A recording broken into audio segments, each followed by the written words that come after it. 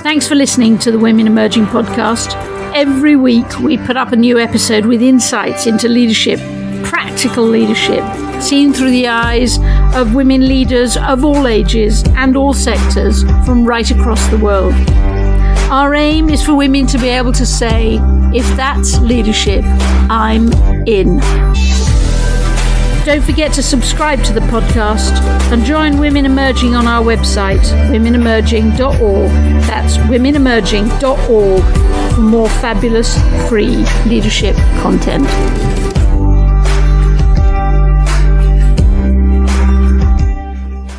Welcome. Julia Middleton, Director of Women Emerging and your podcast host.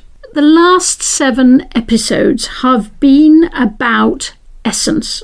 If we're going to discover an approach to leadership that resonates with women, it has to be rooted in the essence of what it is to be a woman. And over the last 7 episodes, we've looked at some pieces that women have in their essence that we're pretty convinced heavily frames how they lead. We've looked at the sacred, the body, nature, motherness, ancestors, trauma, and education. Those are 7 pieces of the essence of the women who were on the expedition over the last year with me. We offer them up as an illustration of what we mean about essence, and also as an invitation to you to look at those 7 and figure out if any of them resonate with you, and if they do, how they impact on your leadership, and if they don't resonate, to figure out which bits do. So the book that I'm currently writing, which comes out on the 14th of September, which is going to be entitled, If That's Leadership, or rather, If That's Leading, I'm In. That book really starts, its sort of first chapter is about essence. And now for the next 4 episodes, I'm going to sort of concentrate on the last chapter of the book, because the book starts on essence and pretty well ends on energy. You'll have to get the book or pre-order the book if you want to know everything between the two. Energy is what I think we concluded leadership is really about. Yes, I think we did. We concluded that leadership, or rather leading, because we prefer the verb, leading is about creating energy. About good energy and bad energy, frustrating energy, empowering energy, generating energy. That's a powerful word, that's a wonderful word, generating energy, and sometimes draining energy that's complicated. But that we concluded that energy was what leadership is about. And of course, if that's what it's about, that energy has to be connected with essence, what we've been doing over the last 7 episodes. But over the next 4 episodes, we're going to talk endlessly about energy with Liz, with Alia, with Sarah, and with Uma, each over the next 4 weeks. So first, Liz, let me leave it to her to frame this concept of energy much more effectively than I ever could. You use the word leadership very close to the word energy, don't you?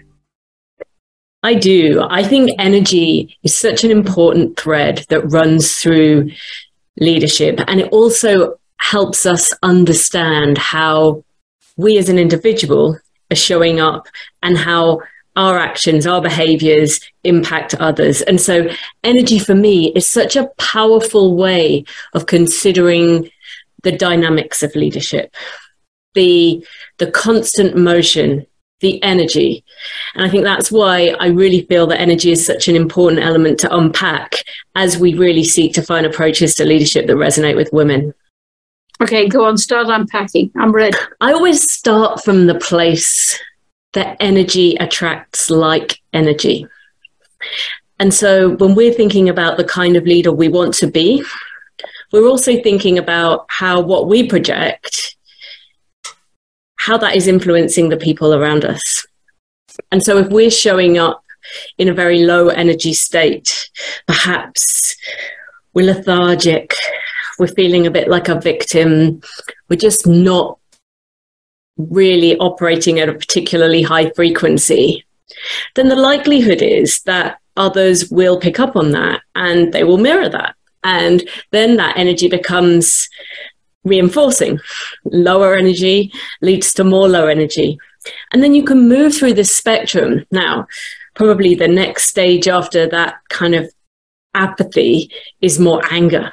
You know, suddenly we're not apathetic anymore, but we're mad about stuff. We're feeling conflict. We're feeling a sense of, you know, I win, you lose, I need to be right. And again, with this theory of energy attracts like energy, that's probably going to generate the same in the people around you. But if we really want to get to a place where we have the leadership and the energy that's going to enable us as a collective to do our very best work, we want to find ways to take that energy into places where we're taking responsibility individually and collectively. But even further than that, we're feeling a sense of calmness that creates the conditions where we can bring wisdom, we can bring creativity, we can bring joy, you know, we can enjoy what we're doing. And so I think being more aware as a leader of the energy that we're bringing to a situation enables us to also really consciously think about how we're influencing others in their energy levels. And it's a real responsibility, isn't it, as a leader, to somehow, it's an exhausting responsibility, but it's a responsibility to, I suppose the word is lift, isn't it? It is lift. And that's a great way to think about leadership, because actually I think that is what effective leadership is doing.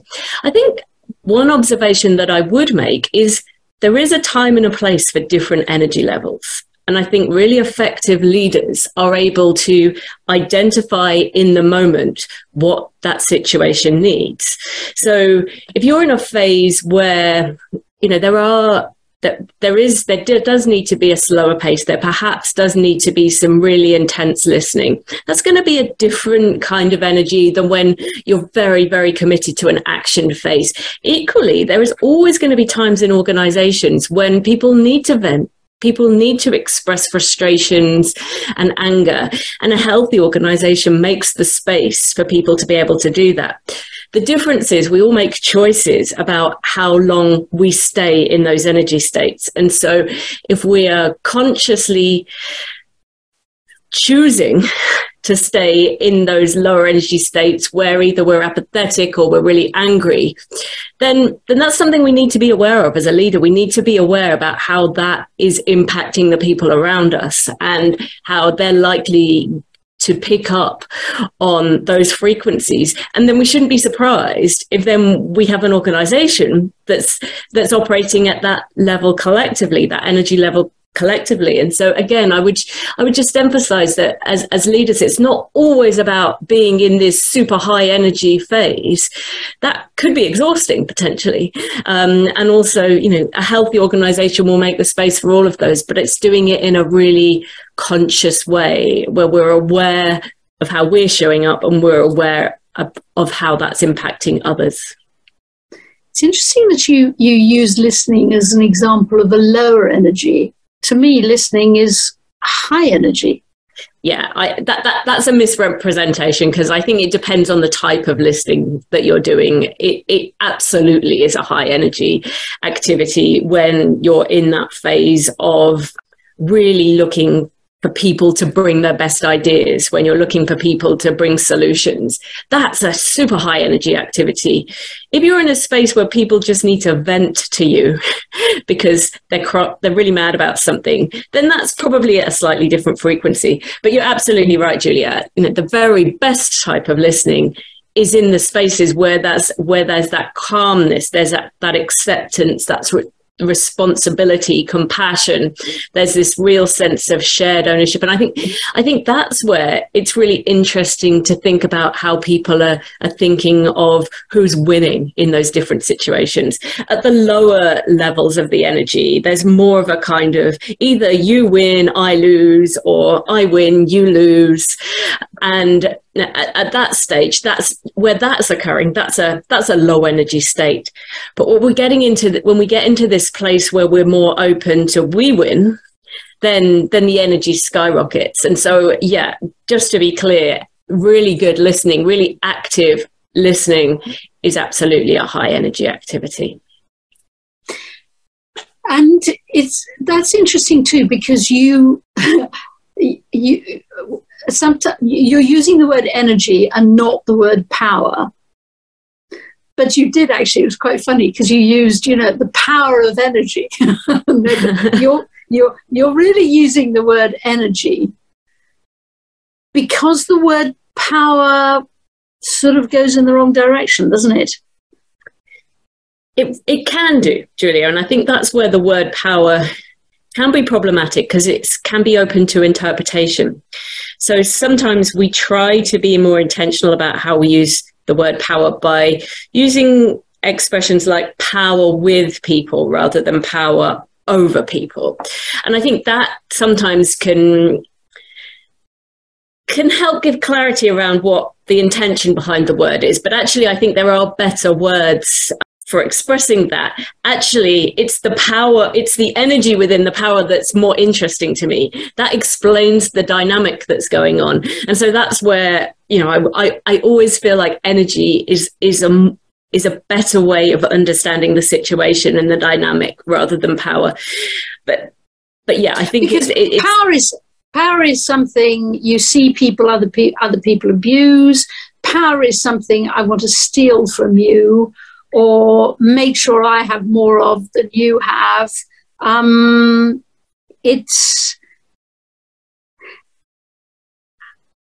somehow power absolutely has built in the concept of competition, doesn't it? Whereas energy has built in a different concept. I think so, yeah. And I think in most contexts when the word power is used, not all, because I think people use it in very different ways, and I think that's part of the problem. But I think in many contexts where the word power is used, there's an element of coercion linked to that. It's exercising your power in order to encourage people to do something that they may or may not want to do. And I think that's different to creating the energy in which people feel the energy themselves to want to act in a certain way. It becomes infectious, doesn't it? It does, and it's mutually reinforcing. And I think that is why it's so powerful in leadership context, because it's exponential. Once you create the space for that energy to reverberate within an organization, organizations enter into an upward spiral at the team level, at the individual level, at the team level, at the organizational level. And you see organizations really increasing their energy level up and up and up. And the same is true in the other direction, where low energy is present, where people are either angry or have just kind of given up on the situation, just kind of accepted it is what it is, and I'm just going to keep showing up, but do the bare minimum, is then you can see the same happening in a downward spiral. And I think that's where, as a leader, consciousness and awareness is so critical, because the great leader... Go on, hang on, Liz. What do you do then? Okay, you're the leader, you walk into a room and you can literally feel that the energy is spiraling downwards. What do you do? That is where you have to pause. You have to use your own intuition. And I think that's a really important element of energy leadership, is leaders feeling equipped to trust their intuition. And there's a number of factors that relate to that. I think the factors that will enable a leader to do that effectively, some of them are related to them. So, their own kind of physical, mental, emotional well-being. If they're in a good place, then they are much more likely to be able to pick up on those kind of vibes. And if they're not, then, you know, in all likelihood, they might struggle to be able to trust their intuition because, you know, they might be feeling more emotional, or they might be feeling like they're mentally just not equipped, or they're just exhausted because they've been working, you know, 75 hours a week and they're exhausted. And I think that's where, as individuals, it's important that we understand what are the factors that influence our own energy and our own ability to show up in a certain energy place. But if you're in that space where you're feeling that, you know, the energy is low, then you have to make choices about how to spend the time. Is it worth forcing, you know, in that 60-minute meeting, is it worth forcing your agenda that you had to talk about a new initiative, or is that 60 minutes better spent providing a constructive space with parameters for people to express what's on their minds, accepting that that needs to come with some kind of closure, some kind of next step associated with it, so that the team doesn't just then wallow in that low energy, but it comes with some kind of shift in the energy and an intention of how to move forward. Now, that's so much easier said than done. I'm not going to pretend that that is a really easy thing to do. It relates to human emotions. It relates to so many different dynamics. But I think it speaks to how effective leaders are able to pivot when they can pick up on different energy levels, that they can be adaptable, they can be flexible. And I think that kind of responsive leadership is what we need in the world today. There is not going to be a one way of showing up as a leader. There's going to be lots of different ways to show up as a leader on a day-to-day basis. The leader you need to be in that same organization on Tuesday may well be different on Wednesday. And I think that's where there's real opportunity through heightened awareness, through heightened consciousness as an individual, but also as an organization, that we can respond to that more effectively. Have you been in situations where you thought, I can't prevent this spiral for as long as this team is the way, you know, it's this team? Have you ever had to, or for as long as we're based in this building, you know, we're based in this building and there are no windows that can open and no one can see the sky from any of the windows. And actually, whatever happens, the energy is going to carry on spiraling downwards because of that. Or this team has worked together for such a long time and is rather miserable together, and they all trigger themselves going, have you ever had to do really dramatic things to change the energy? I'm not sure I could give you a specific example of where I've had to do that, but I think I've had to do that on a micro level, on a day-to-day basis. You know, actually something's not right here. What are the changes that we can make? Like you say, is it about actually giving people a different environment?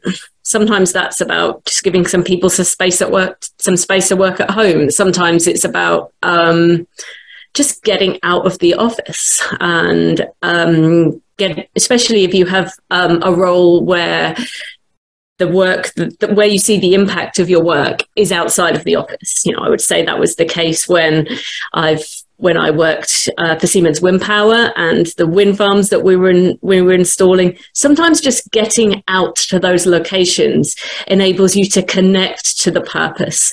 And I would say I have lots of examples of that, where sometimes you really just need an environmental change in order to shift the energy. Sometimes that, you know, there have been situations where somebody is completely stuck in a low energy state, like a single person in a team is just stuck at the lowest energy level and they're dragging people down. And actually, despite lots of different attempts, that person just isn't shifting. And so that's situations where, you know, you might need some kind of performance management intervention. But also with the right conversations, that person might just self-select themselves out of that situation. Or suddenly decide to spiral in the opposite direction. Absolutely. And I think, again, it's being able to have those conversations, being able to recognize when those things come up as early as possible. It's funny, isn't it? There are so many situations in which people have said to me, there's a really negative energy in the room. And you go, great, because as long as there's energy, we're fine, because negative energy can turn to positive energy. My only problem is when there's no energy. Right.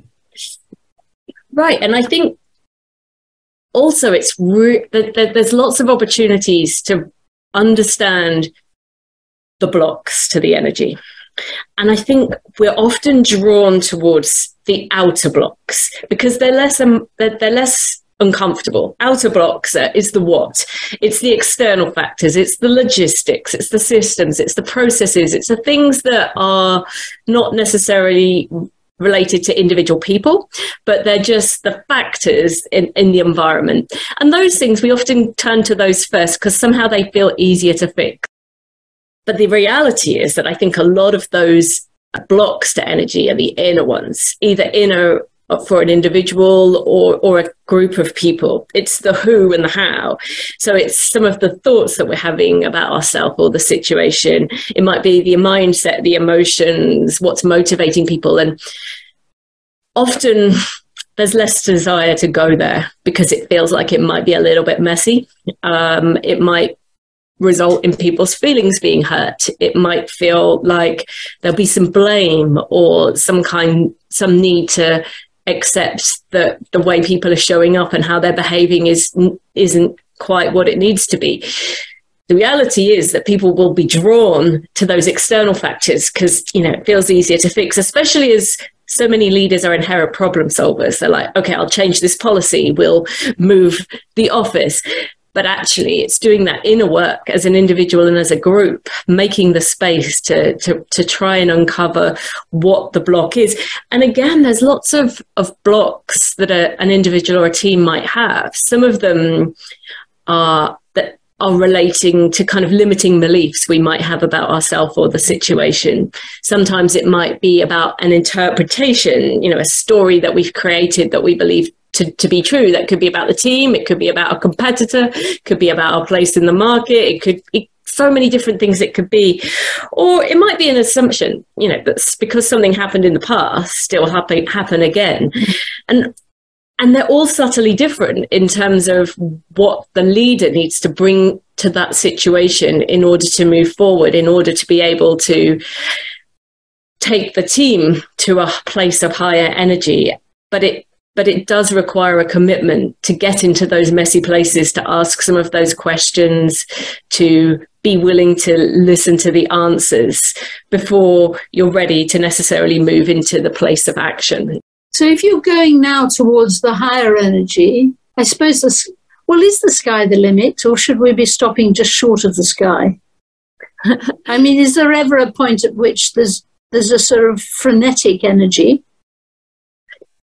I think it really depends what we're meaning when we're saying the highest levels of energy, because sometimes we think of it in a kind of really literal way, is that someone in a high energy state is in motion constantly. They're doing stuff. They're busy. They're getting everything done. And I mean, that's true in some respects, but also that can not be helpful. If someone's just running around doing all the things, then yes, you could potentially say that was high energy, but is that the kind of energy that you need? Actually, when you're really thinking about high energy, some of the words I would use would be actually peace, calm, acceptance, wisdom, creativity, synergy. Now, these are words that are about a mutually reinforcing energy that's enabling the team to do more. But I also really relate it to the theme of flow state, which we hear a lot about these days, and that ability to really focus on the most important task, being able to tune out all of the distractions and get into a state of really true wisdom and creativity so that you do the very best work that you can on the thing that is the most important thing. So that is a different kind of energy to one where people are running around doing all the things all at once. I think it's a really important distinction. And it's almost, it's that everything's happened and nobody's even noticed that you had to put an effort into it. Right. Yeah. And people often say about flow state is that time almost stands still. You go into a state where either you're working on something as an individual or as a team, you may be doing a brainstorm or you're doing some kind of activity collectively.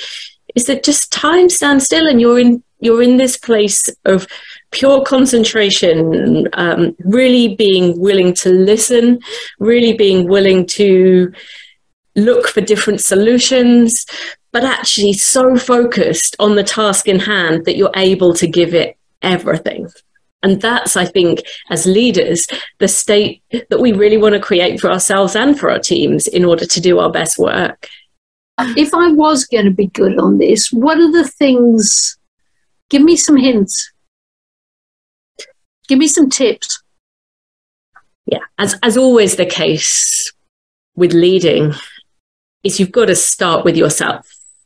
You've got to, it's really important to elevate your own consciousness, your own awareness about how you're showing up. And we hear that a lot. You know, we're all told about, you know, be conscious of how you're showing up. But think about that really specifically in the context of energy. Look at how people respond to you in certain situations. Really tune in to how your energy is transferring to others. But also pay attention to how the energy of other people is transferring to you. And I think that is just as important to be aware of. But when you're engaging with certain people, pay attention to who are the people that you leave just feeling drained and tired and a bit overwhelmed. And who are the people where you come away thinking, I feel a lightness. I feel like I want to go and do something about this. Now, that's not to say one of those conversations might not have been challenging. You can have conversations with people about challenging things, but the way in which the energy shows up has an impact on how inspired you feel to go and do something about that, or whether you just feel exhausted and want to put it away in a box and not have to think about it again until you next encounter that person. So I think paying attention to that energy transfer and just tuning in to how you might want to show up, how you want to adjust the way that you're channeling your energy. And I think that would be a great starting point. And then kind of experimenting in those different situations when you pick up on a particular vibe, a particular kind of frequency that's coming out in certain settings, and just experiment with ways in which to bring your energy to the situation. Maybe it's about making more space to listen. Maybe people do need that real high energy leadership, which says, okay, I appreciate people are not feeling the energy right now, but at this moment in time, we need to get this done. So let's rally. Let's do this. Let's go. And sometimes it's not just about staying with the energy in the room. Sometimes you do have to shift it. You do have to bring something that will shift that energy. And it would be, you wouldn't be showing up as the best leader if you always just chose to be guided by the energy in the room. But it's about being willing to try different things and paying attention to what the results are. And feeling responsible for the energy in the room. Mm-hmm. And the amount of times you meet leaders and they come out and they say, oh, they're impossible. They're all so negative. And you think, yeah, so what are you going to do about it? And sometimes it's about going a bit upstream of whatever is occurring in the room that day. It's not always about trying to put a Band-Aid over whatever the problem is and fix people by just being more of something. Sometimes when I mentioned before some of the influence of energy, sometimes they'll be environmental, sometimes they'll be physical. People are just exhausted. Actually, you're not going to fix it today because people are tired. And actually what you need to be thinking about is a longer term plan about how to raise those energy levels. Sometimes people, it will be something deeply personal to them. They may be feeling emotional energy relating to something that's completely unrelated to work, and trying to force the energy in that situation may not serve you or them or the team. Sometimes you need to give them the space. So I wish I had a single answer, but I think it's understanding that as humans, we're hugely complex creatures, and being able to leverage energy effectively centers on being able to tune in and respond appropriately. And maybe sometimes moments when you recognize, actually, I can't change the energy in the room. Somebody else is going to have to do it. And letting that happen. Yeah. I think that leaders will, as a leader, you may not always be able to fix everything. However much you're tuned in to the dynamic, and again, being able to recognize those moments, being able to ask for help where you need it, is another important dimension of being an effective leader. And also recognizing those moments where, even if you don't think you can do it, and even if you don't feel able to do it, you've somehow got to dig deep and find a way to do it, because this is your job. Yeah, and in those moments, being connected to your purpose becomes so important. Being really conscious of why you do the work that you do, the impact that you're seeking to make, the values that you hold true. Those are the moments when having clarity on those things may help lift you as a leader in the really critical moments when you're feeling like maybe this is incredibly difficult. And again, those are the things that make you who you are as a leader. That's your individual identity as a leader and who you want to show up as. And so sometimes you will have to dig really deep and in those values and purpose-driven spaces to find the energy that you need to keep making a difference. Have you ever had to do that? Yes, for sure. For sure. And in all different settings, and for all different reasons. Sometimes it was about it being in really arduous physical environments where actually the team was just exhausted, and it was about keeping going. In other situations, it was just during periods of really significant change within an organization where people are feeling vulnerable, they're feeling angry, they're feeling everything really, and they're feeling afraid. And you're feeling that too, of course. And how you show up with authenticity in those spaces, not just thinking that you need to be some kind of cheerleader that's going to brush aside their concerns, but that you're actually going to acknowledge the difficulties faced, even if you're potentially going through it as well. And you're feeling those same fears. And then sometimes in situations where the combination of people in a team just doesn't really gel. There's just different conflicting personalities, none of whom are wrong, but that just find it very difficult to work together. And in those situations, again, the energy is complicated because it's not that there isn't any energy. It's just that the energy is going in so many different directions that it's hard to act cohesively and collaboratively as a team. And that's really challenging too, but in a different way. So this episode, for which Liz, Thank you so very, very much. This episode is the first of 4. It's a sort of work in progress. And Liz is handing over her baton to Alia next week, who will pick up on some of the intricacies of this word, energy.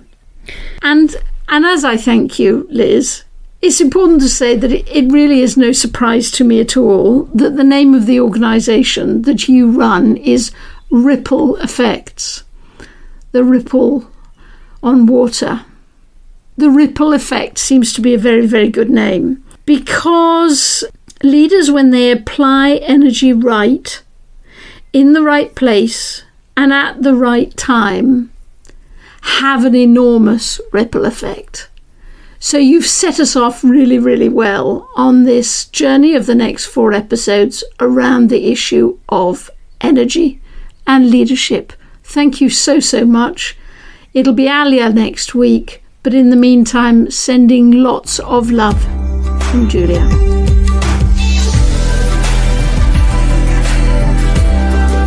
To become part of our movement and share your thinking with us, subscribe to the podcast and join the Women Emerging group on our website at womenemerging.org. We love all of the messages you send us. Keep them coming.